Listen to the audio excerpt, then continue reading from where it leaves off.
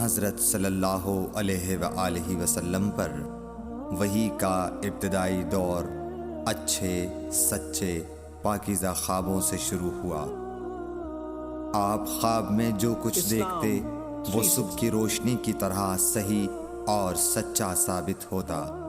پھر من جانب قدرت آپ تنہائی پسند ہو گئے اور آپ نے غار حرا میں خلوت نشینی اختیار فرمائی اور کئی دن اور رات وہاں مسلسل عبادت اور یاد الہی و ذکر میں مشغول رہنے لگے۔ جب تک گھر آنے کو دل نہ چاہتا توشہ ہمراہ لیے ہوئے وہاں رہتے۔ توشہ ختم ہونے پر ہی اہلیہ محترمہ حضرت خدیجہ رضی اللہ تعالی عنہا کے پاس تشریف لاتے اور کچھ توشہ ہمراہ لے کر پھر وہاں جا کر خلوت گزیں ہو جاتے۔ یہی طریقہ جاری رہا یہاں تک کہ آپ پر حق منکشف ہو گیا اور آپ غار حرا ہی میں قیام پذیر تھے کہ اچانک حضرت جبرائیل علیہ السلام آپ کے پاس حاضر ہوئے اور کہنے لگے کہ اے محمد پڑھو۔ آپ فرماتے ہیں کہ میں نے کہا کہ میں پڑھنا نہیں جانتا۔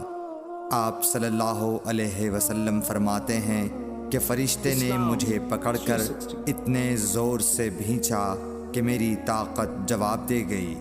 پھر مجھے چھوڑ کر کہا پڑھو۔ میں نے پھر وہی جواب دیا کہ میں پڑھا ہوا نہیں ہوں۔ اس فرشتے نے مجھ کو نہایت ہی زور سے بھینچا کہ مجھ کو سخت تکلیف محسوس ہوئی۔ پھر اس نے کہا کہ پڑھ۔ میں نے کہا میں پڑھا ہوا نہیں ہوں۔ فرشتے نے تیسری بار مجھ کو پکڑا اور تیسری مرتبہ پھر مجھ کو بھینچا۔ پھر مجھے چھوڑ دیا اور کہنے لگا کہ پڑھو اپنے رب کے نام کی مدد سے جس نے پیدا کیا اور انسان کو خون کی پھٹکی سے بنایا۔ پڑھو اور آپ کا رب بہت ہی مہربانیاں کرنے والا ہے۔ بس یہی آیتیں آپ حضرت جبرائیل علیہ السلام سے سن کر اس حال میں غار حرا سے واپس ہوئے کہ آپ کا دل اس انوکھے واقعے سے کانپ رہا تھا۔ آپ حضرت خدیجہ کے ہاں تشریف لائے اور فرمایا کہ مجھے کمبل اوڑھا دو، مجھے کمبل اوڑھا دو۔ لوگوں نے آپ کو کمبل اوڑھا دیا۔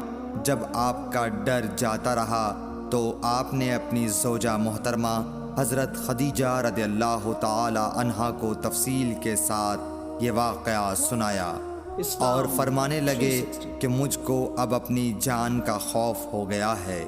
آپ کی اہلیہ محترمہ حضرت خدیجہ رضی اللہ تعالی عنہا نے آپ کی ڈھارس بندھائی اور کہا کہ آپ کا خیال صحیح نہیں ہے۔ اللہ کی قسم آپ کو اللہ کبھی رسوا نہیں کرے گا۔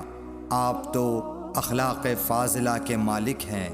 آپ تو کنبہ پرور ہیں، بے کسوں کا بوجھ اپنے سر پر رکھتے ہیں، مفلسوں کے لیے آپ کماتے ہیں، مہمان نوازی میں آپ بے مثال ہیں اور مشکل وقت میں آپ امر حق کا ساتھ دیتے ہیں۔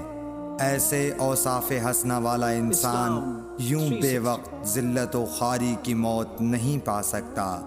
پھر مزید تسلی کے لیے حضرت خدیجہ رضی اللہ تعالی عنہا آپ کو ورقہ بن نوفل کے پاس لے گئیں جو ان کے چچا زاد بھائی تھے اور زمانہ جاہلیت میں نصرانی مذہب اختیار کر چکے تھے اور عبرانی زبان کے کاتب تھے۔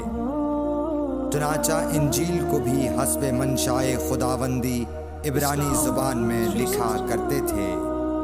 انجیل سریانی زبان میں نازل ہوئی تھی، پھر اس کا ترجمہ عبرانی زبان میں ہوا۔ ورقہ اسی کو لکھتے تھے۔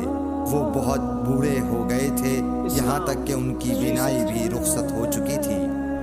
حضرت خدیجہ رضی اللہ تعالی عنہا نے ان کے سامنے آپ کے حالات بیان کیے اور کہا کہ اے چچا زاد بھائی، اپنے بھتیجے محمد صلی اللہ علیہ وسلم کی زبانی ذرا ان کی کیفیت سن لیجئے۔ وہ بولے کہ بھتیجے آپ نے جو کچھ دیکھا ہے اس کی تفصیل سناؤ۔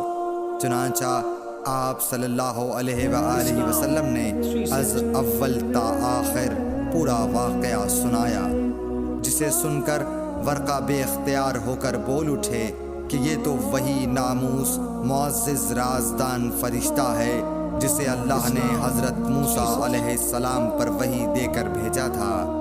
کاش میں آپ کے اس عہد نبوت کے شروع ہونے پر جواں عمر ہوتا، کاش میں اس وقت تک زندہ رہتا جب کہ آپ کی قوم آپ کو اس شہر سے نکال دے گی۔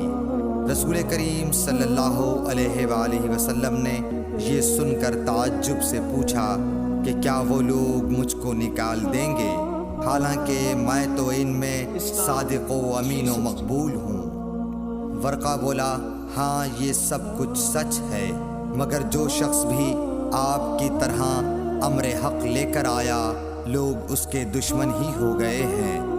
اگر مجھے آپ کی نبوت کا وہ زمانہ مل جائے تو میں آپ کی پوری مدد کروں گا، مگر ورقہ کچھ دنوں کے بعد انتقال کر گئے، پھر کچھ عرصے تک وحی کی آمد موقوف رہی۔ صحیح بخاری حدیث نمبر 3۔ قرآن و حدیث کی سب سے بڑی موبائل ایپ اسلام 360 مفت ڈاؤن لوڈ کریں۔